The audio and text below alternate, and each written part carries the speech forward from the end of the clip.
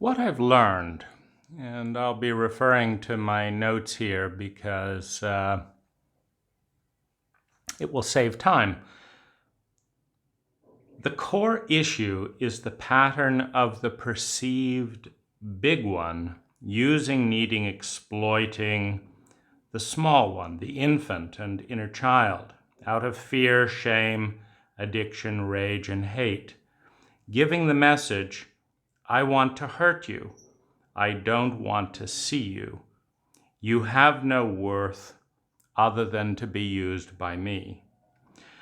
This is impossible to fight as a young one, so it is internalized. And with that internalization, life pivots.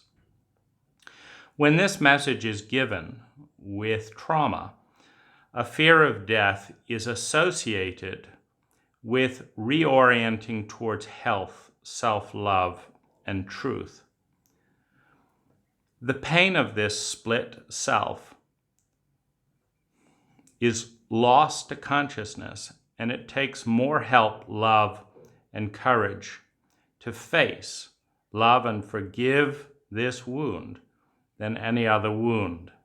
And most of us choose to die rather than face the helplessness within such a pain. Brené Brown is a stepping stone for this work. Alice Miller touches it from a different angle. John Bradshaw, Robert Bly, and Bessel van der Kolk, as well as Peter Levine, also help heal the ignorance around this wound. The Channel Lazarus work on shame, forgiveness, and love is also healing for some. This may require a new form of therapy, community, living, and support to fully transcend.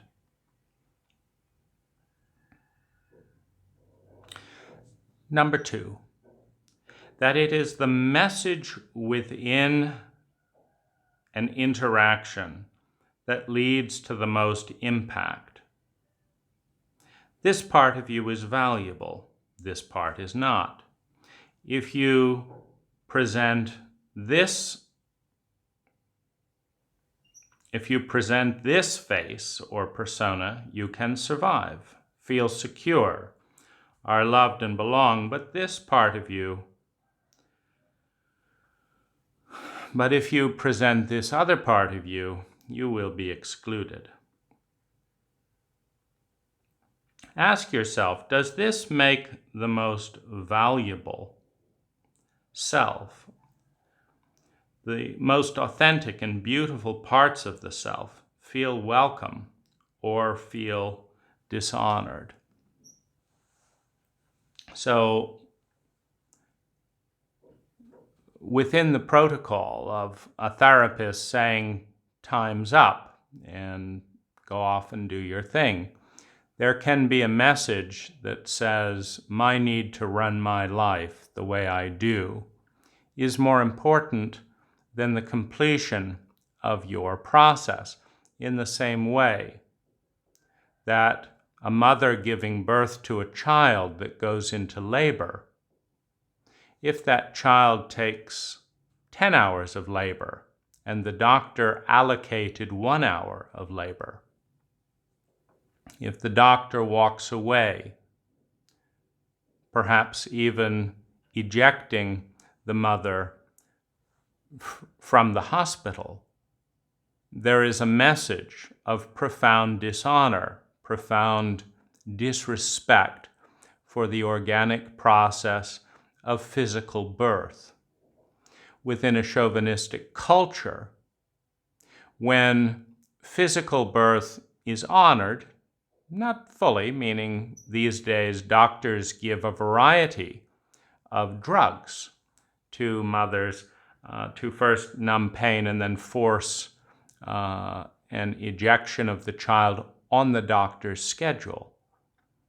But in therapy or in mental and emotional healing, there is the same labor process. There is the same organic dance with a new truth, with a new form of being. and when it is automatically assumed that the patient will be ejected from the office on schedule, certain birth processes never occur because the 10-hour labor, the 20-hour labor, the 5-hour labor that it would take to bring the baby not partially out in a dangerous state, but fully into the world, is not honored by the therapeutic practitioner. 3, that love and sex often have nothing to do with one another. Sex is an amplifier. Love is a process from the self, beginning with the self-centeredness of the child, needing attachment, the self-centeredness of the adolescent, needing lust, the self-absorption of the young adult seeking to discover uniqueness and explore the world, and then possibly adulthood. To become an adult, one must first break the abuse-shame contract of survival with the parent, confronting the fear of death. One must then face the higher truths of who we are by embracing our own shadow, shaped by our family shadow. Then one can choose to love as an integrated adult. The first time love points outward, referencing the other. Here the masculine and feminine expression of love become a transcendent circle between the polarities of heart love and connection and competency, the masculine extension of heart empathy.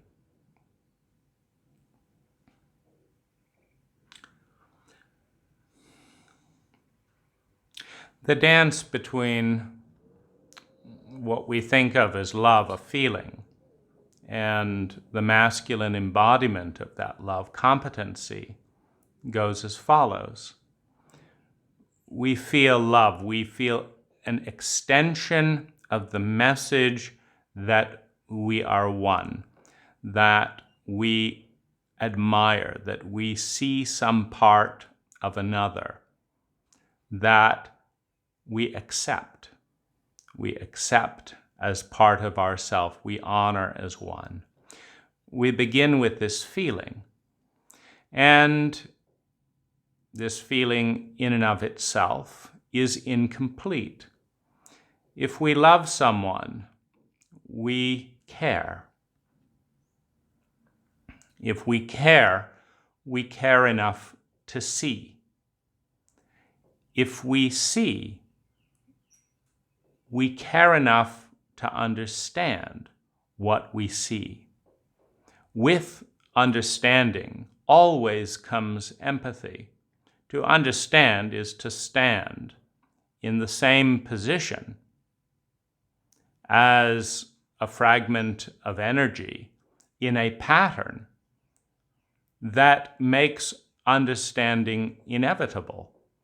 Meaning, if we are to occupy the body, the memory, the beliefs, the cultural chauvinism, the point in time, the duress, the sequencing of events, the hierarchy of values, the gender, the cult programming, to stand as consciousness within that shape is to be that shape, is to invest a part of ourselves, either fully or through the mirror neurons that allow empathy, is to empathize. We understand what it feels like to be this part, because feelings are a scientific instrument that reveal data about the environment, data about the beliefs, data about the thoughts, data about the memories, data about the sensation. feelings accurately give a reading, like a color chart that says when you mix this amount of yellow and this amount of red and this amount of blue, etc., you get this color. And you get that color every time. It's not a personal color. What's personal is the fact that each of us have different mixtures, different admixtures that present the lens through which we see reality. So to understand is to empathize. To empathize is to attune. Is to respond and value what we see. To attune, which has a feedback loop, the attuning mechanism is, I'm here, you're here, we're wanting to come together, what's needed? We say, let's get a little closer. I'm here, you're there, what's needed? Let's get a little closer. I'm here, you're there, let's need it. To attune is a feedback dialogue. To attune in listening is to say, I hear you saying this, is that what you're saying? No, it isn't. Okay, I hear you saying this, is that what you're saying? No, it isn't. You got a little closer, but I hear you seeing and saying this, is that what you're saying? Yes. Now you've got attunement. So attunement leads to competency. Competency to what? Competency to attune. Competency to understand. Competency to care. Competency to see.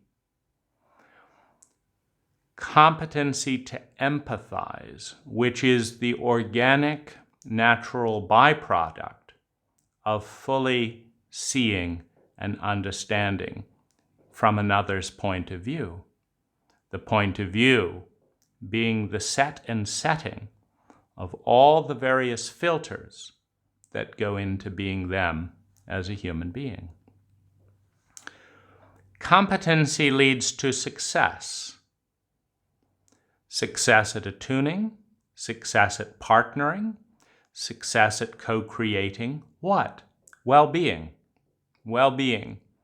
When you fully understand and empathize with a pattern of energy, you understand its diagnosis.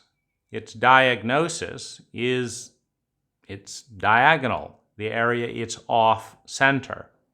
You have the symmetry and the wholeness of well-being.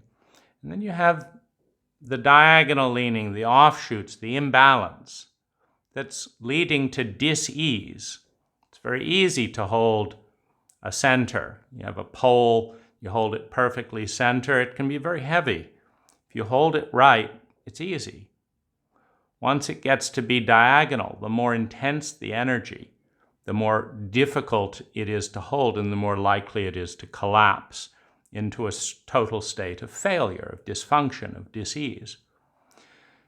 And so empathy and competency leads to both diagnosis, understanding leads to diagnosis, but it also leads to a return to wholeness, a return to symmetry, a return to grace, which leads to abundance, which leads to pleasure, which leads to success, which leads to beauty. When you return to symmetry, you have something that's more beautiful. When you return to truth, you have something that's more beautiful, more aligned.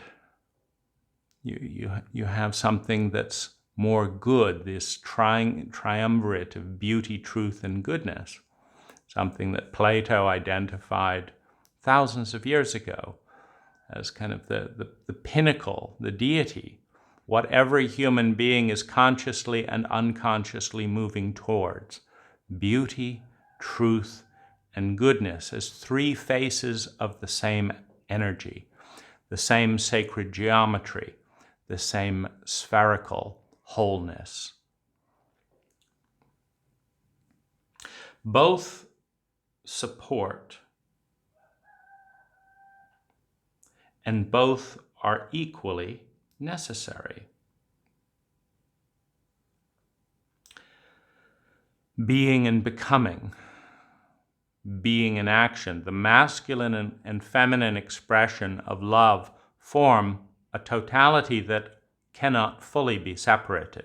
You cannot truly love someone without the competency to bring about successful attunement. Successful attunement brings about abundance, which brings about pleasure, which brings about safety, which brings about gratitude, which brings about joy, which brings about transcendence, and returns to love.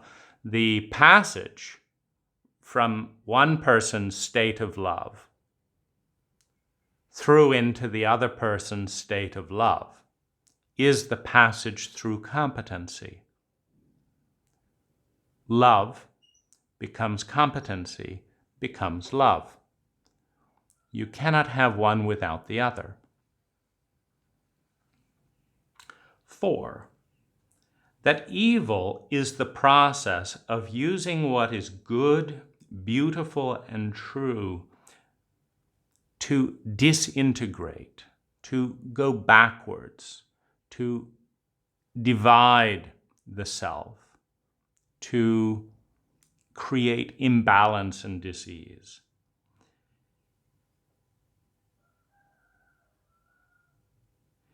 To go backwards in these directions, when your trust in what is labeled as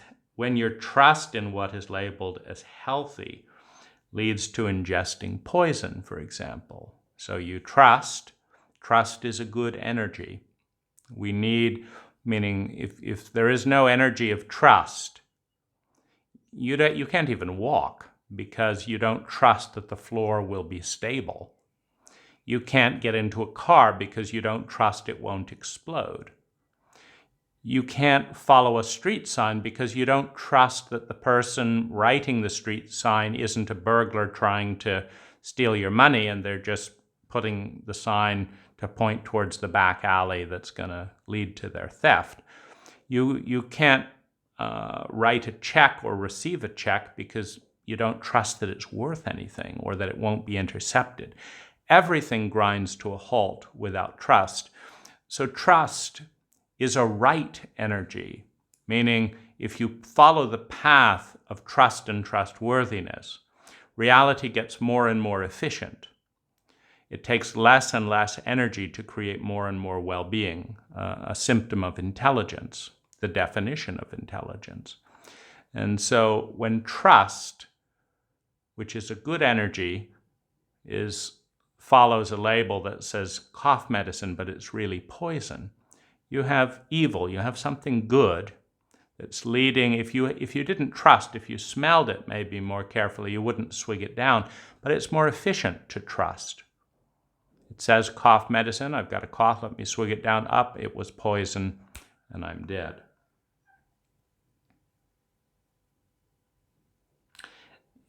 Evil is faulty code. It's spending energy to make things worse, which is what happens with faulty code. You turn on your computer power, and it powers up, and it follows faulty code to destroy access to all of your documents. When a little girl's love for her father is leveraged, as in, don't tell your mother our little secret, when in order to survive, one must kill off truth, beauty, and goodness inside to protect the absurdity within the abuser. In order to survive, when higher functions are murdered in order to protect lower functions. And this comes back to the ultimate pattern of deterioration and disintegration. When children are born into environments for the purpose or by default to be used for the emotional, mental, sexual, and financial gratification of parents in an addictive pain management strategy, of a cult in an addictive pain management strategy. You have the tremendous field of possibility within every child reduced down to actually enable the drug-induced habit of a dysfunctional cult, of a dysfunctional parent. You have the essence of deterioration. You have the essence of evil. 5, that we are each connected inextricably to something bigger, more complex, more symmetrical, beautiful, and thus truer than our limited ego selves. That there are no closed systems in the end. Energy enters our system and leaves our system, and while in our system, it performs as equation.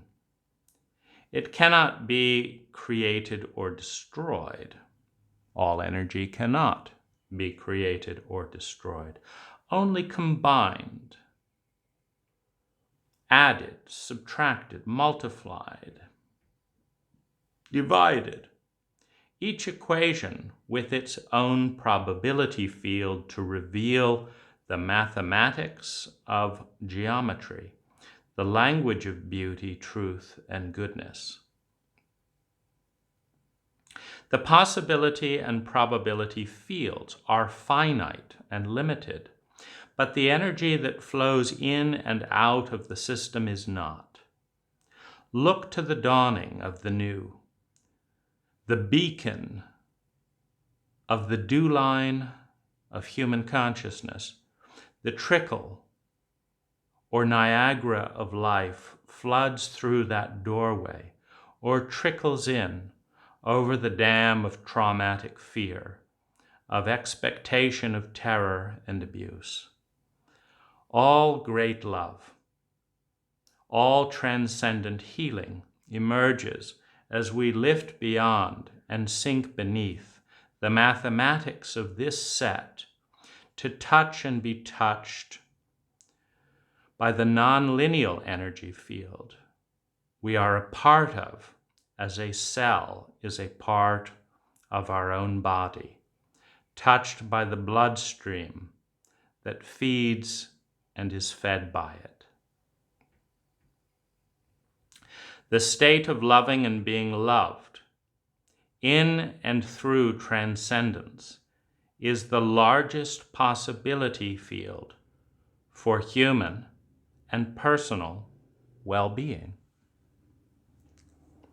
In other words, nurturing the reptilian brain into a calm sleep by attending to the avoidance of and repair of trauma in our culture, educating the limbic brain with its passion and animal energy to come out and fill our bodies, but be guided by thought, logic, and reason, and empathy.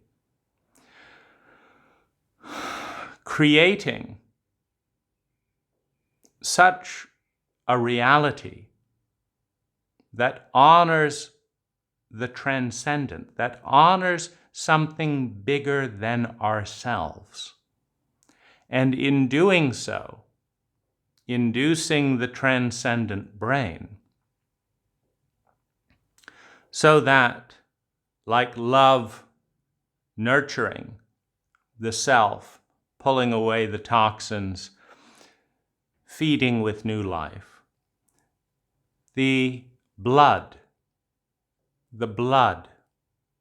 of the larger body that we are a part, the higher consciousness of that which is bigger and beyond us, can touch and influence as an energy field.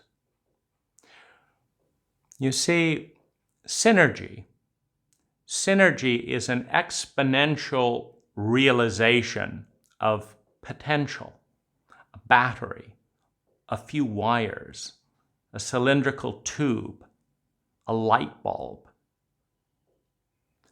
You can make them into a dam in a river. You can dig a hole in the ground. You can make a sculpture out of these things. You can do so many things, but if combined in just the right way, you have not only the individual innate qualities and values of these objects, but you have light, a synergy, a flashlight. You have light which transcends, which brings awareness to dark places, which allows movement in an extra 6 to 12 hours a day.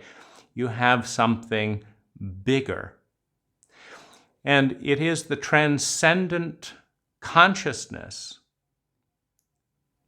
it is the field of transcendent consciousness, which, when attuned to, is the ultimate act of self-love.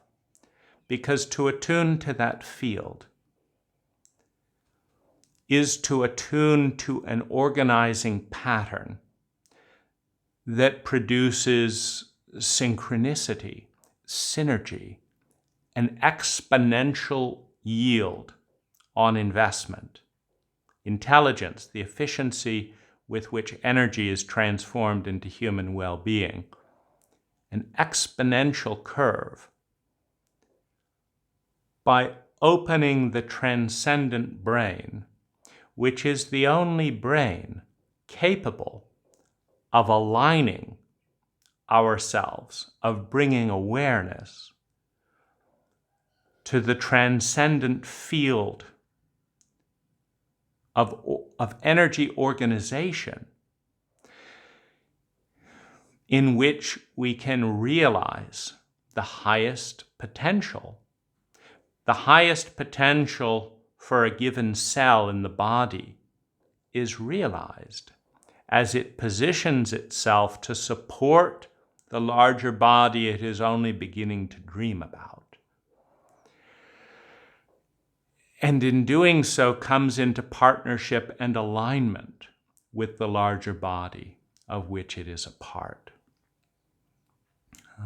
So this, we are all inextricably connected to such a larger body. The greatest realization of our personal global species potential, of our planetary potential, is entering a transcendent state in partnership with the larger energy field of which we are a part. 6, that the beautiful unknown, the magical stillness, becomes dominated by fear and control when trauma is induced repeatedly in our infancy without repair.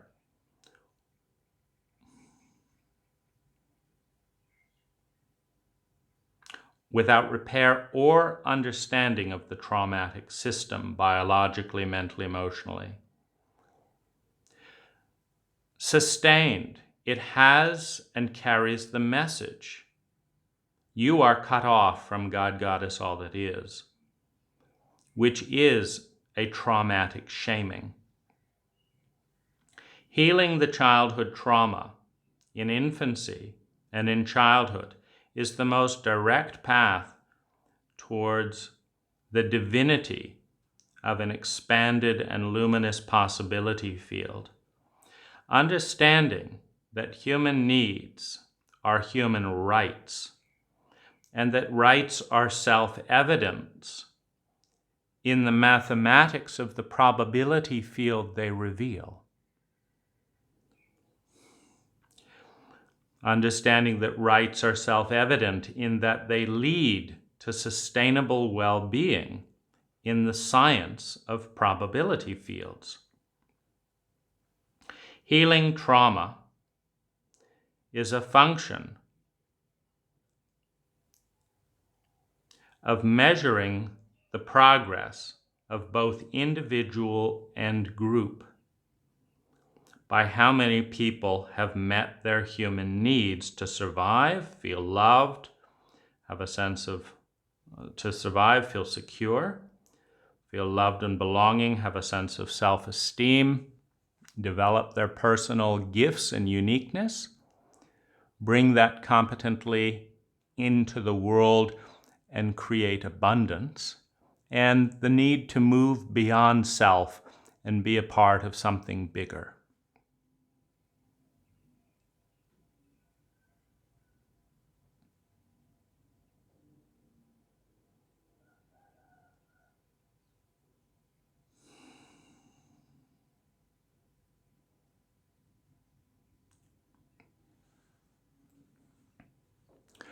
So it is a human right to meet our human needs, and cultures that are intelligent actively support that right and take tremendous care in the gathering of data and in the responding to that data about every human being and their needs. It is a human right to survive, to feel secure, to feel a sense of love and belonging, to have a sense of self-esteem, the opportunity to become what one values, to align oneself with one's principles, to move beyond that, to develop unique gifts, to share those gifts in the circle, and inevitably add vitality and dimension to the circle, to experience the abundance one's gifts have the opportunity to bring, and to, in that state of safety, competency, success, and abundance, as love has become competency, transcend to a higher state of love, a love that reaches for something bigger than the individuated self, offering that individuated self to something bigger than the personal ego. Out of that greatest of joys, to surrender to something more beautiful, more true, more good, to a field more complex than we are personally capable of generating, but can co-create with those around us. 7, that the world, that human consciousness is, that the world and human consciousness is destined for love, competency, abundance, joy, and excellence. That the way that the game is set up is that there's no other way out of the game, and the game is set up to win. On the one hand, we have pain, we have fear, we have dis-ease, we have failure, we have shame, speaking to us and telling us where we're off track. And on the other hand, we have joy, beauty, truth, goodness, excellence. We have an infinite continuum from the left to the right, we have an infinite continuum from suffering and pain toward success, joy, and well-being. And this continuum is leading us towards love and competency. We have innate, infinite feedback that is there as our transcendent and loving teacher and guide. Don't go this way, go this way. And it is inevitable that we will listen. May take a few thousand years, may take a few million years.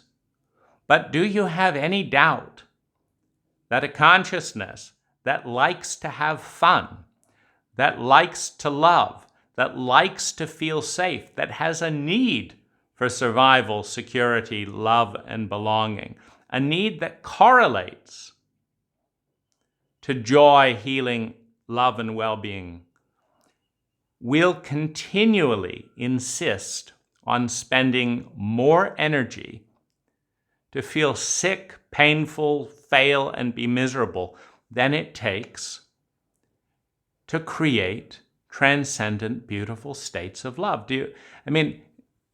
You could give an AI this equation, go this way, and there's pain. We don't like pain. We like well-being and joy. It would figure it out in a couple of hours if it was an AI with half its salt. Do you have any doubt at all that the human race will figure this out sometime before the end of time? It's inevitable. It's inevitable. Joy and greater union with the divine is inevitable because it's fun. That's it. It's more fun to create joy than pain. More fun to create healing than shame. It's more fun to love than be lonely, to care than to punish. And this leaves only open the question of competency. Can we do it? So you give any person certainty in a switch, and you can have pain and misery, or you can have fun with certainty. And everyone chooses pain, or chooses joy, bliss, whatever. In the end, they may experiment and try it out. We're curious beings. It's just more fun to have fun than it is to be miserable. So the final thing is can we do it? Are we capable of creating sustainable levels of joy, fun, growth, education, well-being, healing, trauma? Are we capable of doing so sustainably? And mathematically, we are. Mathematically, we are. We all know on a logical level. So then the real question in our competency is, are we capable of developing a science of healing traumatic wounds and transcending the reptilian fight, flight, freeze program to honor love in one another, to have that fun? In other words, are we capable of developing the science of healing trauma? Because the traumatic reptilian sociopathic brainstem induced by traumatic sociopathic behavior by the cult and by other human beings is the only barrier between being free of war and having endless war. The only barrier between shifting from things like plowing food under the ground with food subsidies to feeding our planet, towards ensuring that on this vast planet of land with all the endless stars around us to explore, that everyone has a safe, legal place to sleep. There is no need for prisons and all of the tremendous effort and energy spent into creating concrete boxes at $100,000 a year, when people have the skill to empathize and the mathematical understanding of the cost, meaning it takes more energy to be miserable than to be happy. See, we like being happy. You have to really remember lots of struggles and all this stuff to be miserable. And you can. On a beach, I do it all the time. I'm walking on a beautiful beach and I'm busy reconstructing some misery. But it takes more energy. It takes more energy to reconstruct misery. than it does to let it go and live a new life. The question is, do we have the competency? Do we have enough love to develop the competency to transcend the reptilian brainstem? And I'm betting that sometime in the next 1,000,000 years, we do. We actually have about 30% of that competency alive on the planet today. People have written books about it and outlined various things that we're not doing. But the other bit of the competency, if we plow, rather than the $4 trillion bailout, if we plow $1 trillion, if we plow a heart field, if we put 5% of our time as individuals towards developing the science of traumatic repair, healing, and self, meaning reptilian brain transcendence, to come into the present moment, is there any doubt that we can succeed? We can create fighter jets, but we couldn't pull that off. A little bit of healing inside our own body. It's inevitable. It is the nature of human beings to grow and become. It's who we are. To learn new skills and to move away from pain, suffering, disease, shame, and incompetence towards love, towards the love that cares enough to see and understand and become competent. It's inevitable. It's more fun. It's self-evident. When are we going to do it? Next week? Tomorrow? Next millennial? That's the bit. And because we're not all going to do it at the same time and in the same way and at the same speed and all of that. That's the bit that's up to us.